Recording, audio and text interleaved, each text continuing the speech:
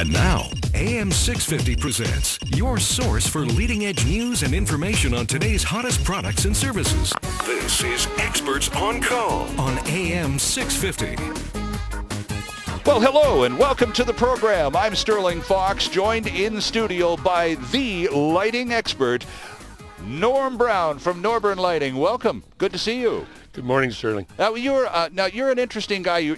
I called you the lighting expert. You're perhaps one of the best-known lighting commentators in the province of British Columbia. How long have you been in the profession, Norm? Too long. I joined it in 1966. Okay, so just decades of knowledge accumulated, and you have a designation. That's an interesting one because it's a relatively rare designation, particularly in Canada. Tell us about being a certified lighting consultant. Certified lighting consultant is very much like a lighting designer, but it's instead of the IES Association issuing lighting designer, the American Lighting Association has a CLC. So I'm entitled to put CLC behind my name, and it's really a program to develop residential lighting designers as opposed to commercial. Okay, and I suppose I should have included that residential lighting expert when I began, because there really are just two completely different fields, almost, aren't they? Two totally different. Commercial, industrial are totally different. There's a lot of product that goes over from commercial to residential as the residential becomes more mature. Right. And all new light sources like fluorescence years ago and PowerSmart and LED, that all starts in the commercial and eventually moves over to the residential. Right. Now that's true. They experiment within the big spaces, and then they find out how to fine tune those light sources down to house size. And that's one look at it. It's the big guys like Philips and General Electric and Genlight that develop this product. Okay. And then eventually gets through to the distribution channel that we deal with, which is a totally different distribution channel. All right. Now, at Norburn Lighting, there are two stores in the Lower Mainland. There's one on East Hastings in Burnaby, and the other one out on the Langley Bypass. The showrooms are exceptional. And Thank you. You're welcome, because it's about the ability of the client to be able to walk into an establishment, Norm, and instantly go, well, this is what I've been looking for.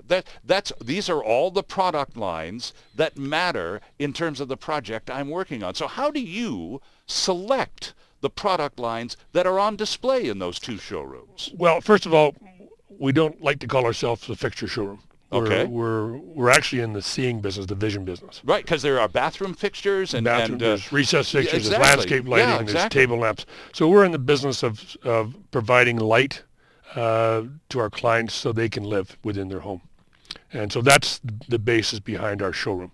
The selection product, the decorative product, is selected usually at international shows that we send our staffs to and buy, and that's an ongoing process. We go to Dallas, Texas twice a year to look at products. So in most cases, our inventory is changing probably 30% a year. There is a core product that stays for a while, but basically new stuff is in there.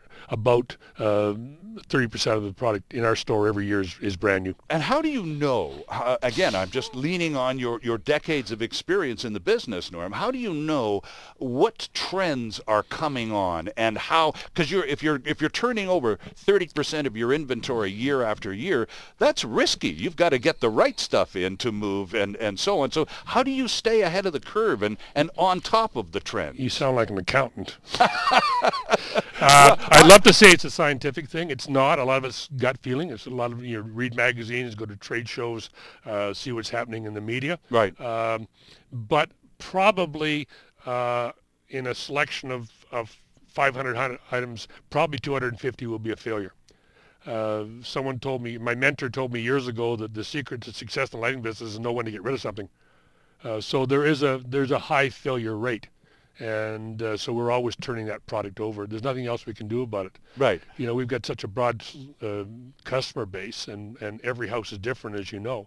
and we've got probably 200 suppliers trying to sell us new product. I want to talk to you about showrooms and knowledgeable. The old commercial for just about any business. They always include the line, "Our friendly, knowledgeable staff," and they say that just about everywhere. But in a lot of showrooms, that's not the case. And I want to talk about this designation you've just described and how that applies to you as a teacher and the sort of standards that you're trying to develop industry-wide across Canada.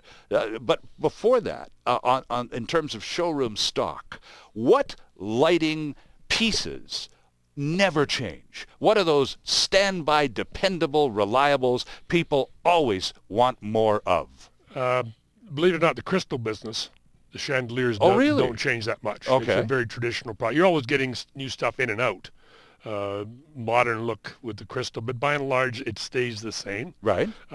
Many of the table lamps and floor lamps are because the furniture doesn't change that much to most people's homes. I was in the appliance business years ago, and they said that a consumer comes into an appliance store about once every 7 years. I don't think it's that much difference in lighting. So we really don't need the change that you would see in a boutique. So floor lamps, table lamps, chandeliers, recessed lighting, Right. Even landscape lighting really hasn't changed. The good basic product is there, and that's the core of your business. You realize, of course, that I'm going to take full advantage of your expertise over the next while here, Norm, and talk about lighting the specific areas of your home, even the backyard, because you talked about landscape lighting a moment ago, but we'll go right through the whole house, the bathroom, the dining room where that chandelier is, the kitchen, the bedrooms, the whole bit. But let's talk about showrooms and staff, those friendly, knowledgeable people that you're supposed to be able to encounter whenever you walk into an establishment. Not always the case, and not in any means, by any means rather, restricted to the lighting business, but that's what we're talking about today, the training of sales floor personnel. Well, today, to say that you give good service or good staff is a given. Yeah. I mean, I don't even know why people even say that. I don't either. I mean, if I don't give them good service, they're going to walk out the door, and they should go walk out the door. Exactly. If someone comes into my store and my staff spend 15, 20 minutes, half an hour with them, and they walk out without buying something, they should be annoyed at us because we're a destination. So they're coming in with a need. Right. And if my staff and my product selection don't fulfill that need, they should be annoyed with us because we've wasted their time. Right. And so that's sort of where we come from, is that our job is to find out what the customer's need is, how old they are, what kind of light levels they need, right, what tasks they need, and that's what we train our staff with. Product knowledge is great, 5-light chandelier, 10-light chandelier, but you got to know placement of it, heights. Mm-hmm. Recessed lighting is when I do a recess job, it's probably a 3 to 4 hour job of myself and my customer asking questions back and forth. Just trying to determine the location and Absolutely. How many and all. Absolutely. Okay. So, my staff don't say, "How can I help you?" If I hear somebody say, "How can I help you?" as you walk in the door, I have a little chat with them after the customer leaves. Okay. They're there for a reason, and my staff is trained by our company, myself and our suppliers, to provide that level of service. It's you walk in my door and I've got 2,000 or 3,000 fixtures, a sea of fixtures. It is indeed. It's very impressive, Norm. It's impressive, but it's also confusing. Yes, okay. I agree. Especially to the husband that comes along with the wife and he doesn't want to be there.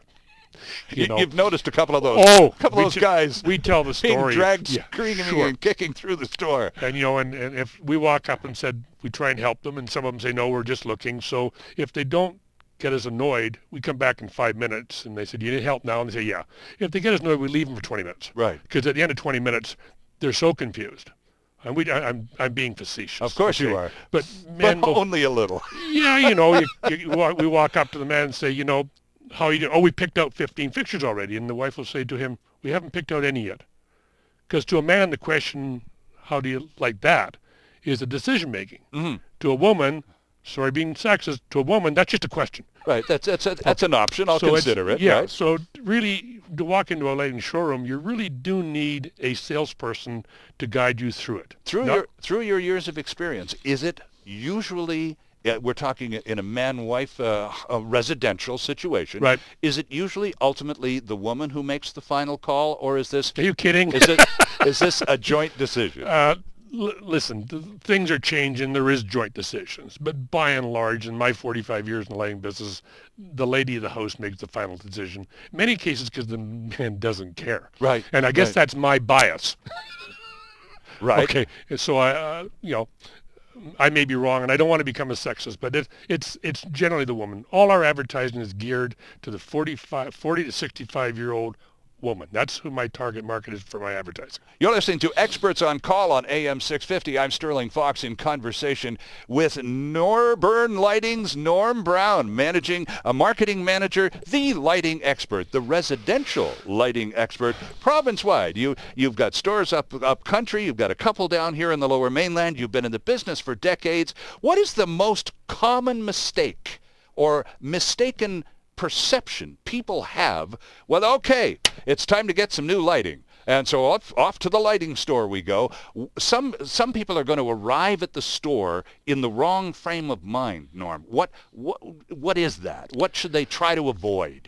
Well, they have to decide what they need. Is it task lighting? Are you having problem reading? Are you having problem preparing food? Right. Or are you in there to make your house look more beautiful for chandelier? Mm-hmm. So I think a lot of them come in the door not knowing what lighting levels they need and what they need the fixtures for. I think that would be the number one. Okay. If they walk in the door just for a decorative piece, that's a fairly simple solution. Yeah, I want one of those. But if they walk in the door and they're my age, 67, and they're having problem reading because of the aging eye, then we have to help them on that. Okay. By the way, there is a website, NorburnLightingandBath.com is a terrific website. And again, you speak to the thousands of fixtures and pieces you have in the showrooms. There's a lot of that on the website, too. Yeah, there's too. also a search engine with about 45,000. You can go on and search by room, by color, by size, and at your leisure. And do you find with the internet and the ability to do a better homework that people, by and large, arrive at the stores, Norm, a little better prepared, a little more clued in as to what the reason for their visit? Absolutely. They're coming in more knowledgeable, which means my staff have to be better. Right. Okay. Unfortunately, the internet's also a source of thousands and thousands of sources. Mm-hmm. And that in itself creates some serious problems. They think they can get it, push the button, it'll be there tomorrow. That's not how our business is. Okay. So frequently that because you said in some instances, if a customer comes in, spends some time in our showroom and leaves empty-handed, they should be angry at you because you didn't fill a need. Right. In some of those cases, though, is it because the customer has placed an order for something and will return to pick it up in a few days? Oh, sure. I mean, I'm not suggesting they're going to walk out with a box in their hand. Right. But they'll have made a buying decision. Right. Okay. It may be that, years ago it was 6 to 8 week delivery for product. Right. In BC. We used to carry inventory because it would take us 5, 6, 7, 10 weeks to get 50% of what we ordered.